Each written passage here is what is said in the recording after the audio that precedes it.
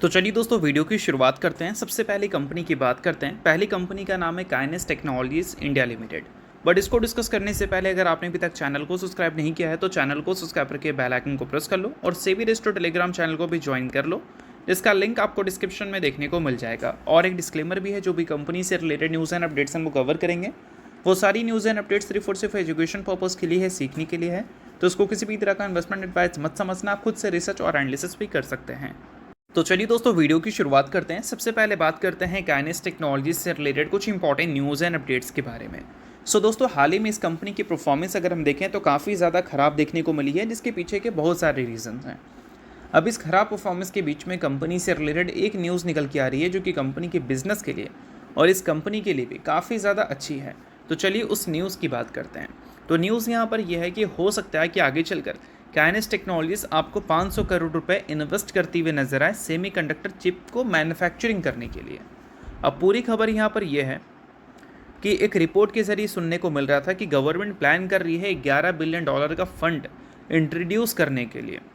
किस चीज़ के लिए भाई? डोमेस्टिक सेमीकंडक्टर मैन्युफैक्चरिंग को बूस्ट करने के लिए। अब इसमें जो इलेक्ट्रॉनिक प्लेयर्स हैं लोकल, उनको काफ़ी ज़्यादा फ़ायदा हो सकता है और उसमें काइनेस टेक्नोलॉजी जैसी कंपनीज़ का भी नाम आपको सुनने को मिल रहा था।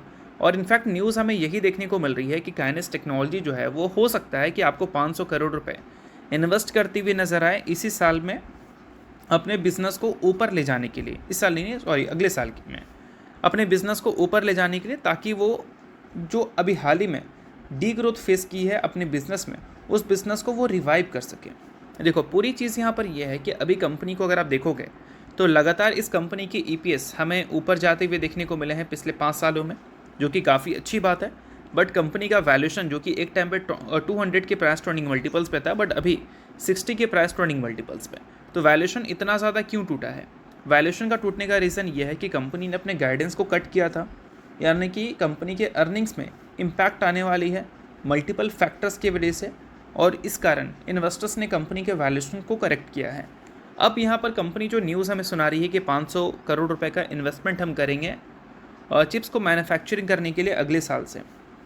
ये इन्वेस्टमेंट कंपनी को एक न्यू रेवेन्यू सोर्स दे सकता है। रेवेन्यू सोर्स दे सकता है तो प्रॉफिट सोर्स भी मिलेगा। प्रॉफिट सोर्स मिलेगा तो अल्टीमेटली जो ईपीएस में नुकसान होगा आने वाले कल में, इस कंपनी के गाइडेंस में तो वो चीज़ सुनने को मिल ही चुकी है, उसको कंपनी आने वाले सालों में वापस से बैक टू नॉर्मल कर सकती है। इस वजह से ये सारी चीज़ें जो है वो काफ़ी अच्छी हैं। बट अभी तक जितनी भी चीज़ें हैं वो सिर्फ और सिर्फ रिपोर्ट के जरिए आ रही है, कोई ऑफिशियल खबर नहीं है। अगर चीज़ें ऑफिशियल होंगी तो उसके बारे में भी हम लोग बात करेंगे, अभी मैं आपको सिर्फ बता दे रहा हूँ। अब दोस्तों वीडियो में आगे बढ़ने से पहले बात कर लेते हैं सेबी रेस्टो टेलीग्राम चैनल के बारे में। यहाँ पर कई सारी चीज़ें आपके लिए काफ़ी ज़्यादा यूज़फुल रहती है। तो अगर आपने अभी तक चैनल को ज्वाइन नहीं किया है तो वेट मत करो, अब फटाफट जाकर चैनल को ज्वाइन कर लो, लिंक आपको डिस्क्रिप्शन में दिख जाएगा। ज्वाइन करने का सबसे बड़ा बेनिफिट यह है कि मार्केट खुलने से पहले मार्केट से रिलेटेड क्या ऐसी इंपॉर्टेंट न्यूज़ है, यानी कि प्री मार्केट न्यूज़, वो सारी चीज़ें आपको यहाँ पर अपडेटेड देखने को मिल जाती है, जिसको आप चेकआउट कर ये आइडिया लगा सकते हैं कि मार्केट का बिहेवियर कैसा रह सकता है। और इसके अलावा दोस्तों मल्टीपल कंपनीज़ में रिसेंट टाइम में मार्केट वॉलेटिलिटी की वजह से काफ़ी भयंकर फॉल देखने को मिला है। तो उन सारी कंपनी के टेक्निकल्स को भी प्रॉपर एनालिसिस कर यहाँ पर अपडेट किया गया है, जिसको भी आप चाहो तो चेकआउट कर सकते हो बिल्कुल फ्री में। तो लिंक डिस्क्रिप्शन में है चैनल का, लिंक के थ्रू जाकर चैनल को बिल्कुल आप फ्री में ज्वाइन कर लो। तो चलिए दोस्तों बात करते हैं अगली कंपनी के बारे में। अगली कंपनी का नाम है दोस्तों Tata Motors passenger vehicles limited. Tata Motors passenger vehicles की बात करें तो इस कंपनी के साथ एक मुहावरा जुड़ रहा है, और वो मुहावरा है गरीबी में आटा गीला। क्यों भाई? क्योंकि अभी अगर इस कंपनी को देखोगे तो 52 वीक हाई से कितना लगभग 32% आपको ये नीचे दिखेगी। ऑल टाइम हाई से देखोगे ना, ये नंबर इससे भी ज़्यादा है, 55% से भी ज़्यादा कंपनी ऑल टाइम हाई से नीचे है। क्यों नीचे है? क्योंकि इसकी जो सब्सिडरी है जेएलआर, ये सबसे इंपॉर्टेंट है कंपनी के रेवेन्यू एंड प्रॉफिट के लिए, और इसकी जो डिमांड है ग्लोबली काफ़ी ज़्यादा कम हो चुकी है। साइबर अटैक की वजह से लगातार जेएलआर की जो प्रोडक्शन है वो बंद चल रही थी, जिस वजह से कंपनी को फाइनेंशियली काफ़ी ह्यूज लॉसेस भी उठाना पड़ा है। अब कंपनी ने प्रोडक्शन की शुरुआत तो कर दी है, तो हम उम्मीद करेंगे कि आने वाले कल में चीज़ें थोड़ी बेहतर हो जाए। बट कंपनी के लिए चीज़ें बेहतर होने का नाम नहीं ले रही है। बैक टू बैक कंपनी से रिलेटेड नेगेटिव न्यूज़ हमें सुनने को मिल ही जा रहा है। अब नेगेटिव न्यूज़ हमें ये देखने को मिल रही है कि सप्लाई इश्यूज़ की वजह से टाटा मोटर्स आज के दिन 5% से ज़्यादा पिटी है, क्योंकि जेएलआर इसकी जो सब्सिडरी है उसकी जो ये प्लांट है सोलिहल प्लांट, उसकी जो प्रोडक्शन है उसको टेम्प्रोरी ये कंपनी बंद करने वाली है। अब ये सारी चीज़ें हमें क्या बताती हैं, ये सारी चीज़ें हमें ये बताती हैं कि वापस से कंपनी के प्रोडक्शन बंद होंगे तो कंपनी के फाइनेंशियल लॉसेस हमें देखने को मिल सकते हैं। बट ये फाइनेंशियल लॉसेस पहले जैसे हमें मे बी देखने को ना मिले, क्योंकि अभी जो सिनेरियोज़ है और पहले वाली जो सिनेरियोज़ थी वो टोटली डिफरेंट थी। तो नुकसान वाली बात है, इस वजह से तो टाटा मोटर्स 5% से ज़्यादा गिरी है। बट ये जो न्यूज़ है वो टाटा मोटर्स के लिए नेगेटिव है, और बड़ी नेगेटिव भी बोल सकते हो और मीडियम नेगेटिव भी बोल सकते हो, बट नेगेटिव न्यूज़ तो है भाई। तो इस कारण टाटा मोटर्स का शेयर आज के दिन आपको भयंकर पिटता हुआ दिखाता है। बाकी प्लांट की ओपनिंग से रिलेटेड जो चीज़ें हैं वो तब क्लियर होती हुई नज़र आएगी जब सप्लाई बैक टू नॉर्मल हो जाएगा। और सप्लाई मतलब क्या, रॉ मटेरियल की बात हो रही है, मतलब एक कार को बनाने के लिए जो चीज़ इनको चाहिए वो मिल नहीं रहा है ग्लोबल अनसर्टिनिटीज़ की वजह से, मिडिल ईस्ट के वॉर की वजह से। तो इन सारी चीज़ों की वजह से वो प्लांट को टेम्प्रोरी बंद करने वाली है। बाकी इसके अलावा बात करें अगली कंपनी के बारे में, तो नाम है दोस्तों IDFC first bank limited. But इसको डिस्कस करने से पहले अगर आपने अभी तक सेबी रजिस्टर्ड टेलीग्राम चैनल को ज्वाइन नहीं किया है तो उसको जाकर आप ज़रूर ज्वाइन कर लो, उसका लिंक आपको डिस्क्रिप्शन में देखने को मिल जाएगा। अब देखो दोस्तों, IDFC फर्स्ट बैंक की बात करें तो हाल ही में इस कंपनी में एक फ्रॉड हमें देखने को मिला था इस कंपनी ने बैंक में, और वो फ्रॉड की वजह से IDFC फर्स्ट बैंक भयंकर आपको क्रैश भी होती हुई नजर आई थी। अब फ्रॉड की वजह से एक्सपेक्टेड क्या था कि कंपनी के फाइनेंशियल्स में इससे चेंजेस हमें देखने को मिलेगा। मैनेजमेंट ने बताया कि कोई मैसिव चेंजेस हमें देखने को नहीं मिलेगी, बट फिर भी एक डर था कि कंपनी की Q4 के जो अर्निंग्स हैं उसमें इसका इम्पैक्ट हमें देखने को मिल सकता है और प्रॉफिट कंपनी का वैनिश भी हो सकता है, यानी कि लॉस भी रिपोर्ट कंपनी कर सकती है अपने Q4 में।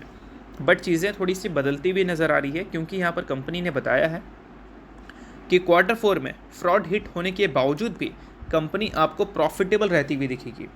इसका सिंपल सा मतलब पता है क्या है?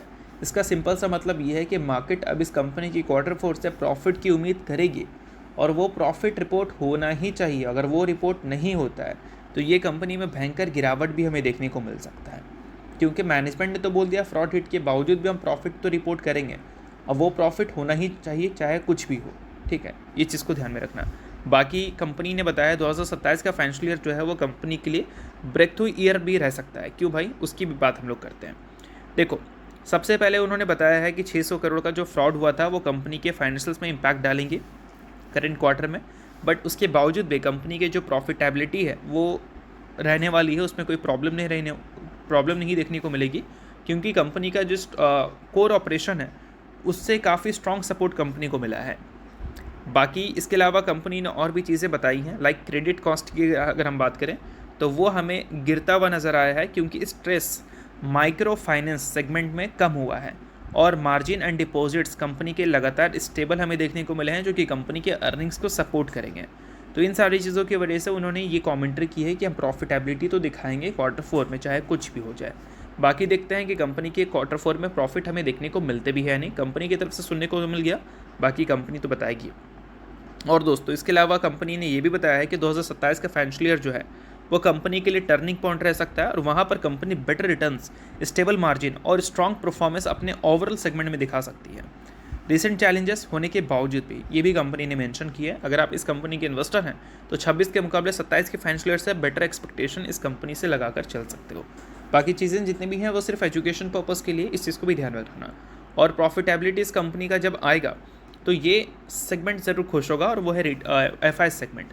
FIS इस कंपनी के Q2 में 74.64% स्टेक्स ओन कर रखे थे, Q1 में 23.8% और Q3 में सीधा ये नंबर बढ़कर 36.76% हो गया था। Q2 से Q3 में एक मैसिव जंप देखने को मिली थी FIS के स्टेक्स में, और ये कंपनी में अगर मान लो ग्रोथ कंसर्न देखने को मिलता है FIS की, तो फिर कहीं ना कहीं FIS इस कंपनी से थोड़ा सा अपने स्टेक्स को ट्रिम करना प्रीफर कर सकती है। इस वजह से मैं बता रहा था कि कंपनी के प्रॉफिट्स बहुत ज़्यादा मैटर करेंगे Q4 में, इस चीज़ को ध्यान में रखना। बाकी बात करें अगली कंपनी के बारे में, तो अगली कंपनी का नाम है एनलॉन हेल्थ केयर। हाल ही में दोस्तों कंपनी के बोर्ड ने अप्रूव किया है स्प्लिट एंड बोनस। स्प्लिट की बात करें तो 1:5 के रेशो में कंपनी ने स्प्लिट दिया है, और बोनस की बात करें तो 1:1 के रेशो में कंपनी के बोर्ड ने अप्रूव किया है। अगर आप इस बैंक के आप इस कंपनी के शेयर होल्डर हैं तो बेशक इस न्यूज़ को आप नोट कर सकते हो। शेयर होल्डर नहीं हो आप इग्नोर कर सकते हो, न्यूज़ थी इस वजह से मैंने बता दिया, बाकी ये किसी भी तरह का रिकमेंडेशन नहीं है। तो होप करता हूँ ये वीडियो आपको अच्छा लगेगा, और लाइक कीजिए, पहले बार सब्सक्राइब कीजिए। वीडियो के लिए बहुत बहुत शुक्रिया।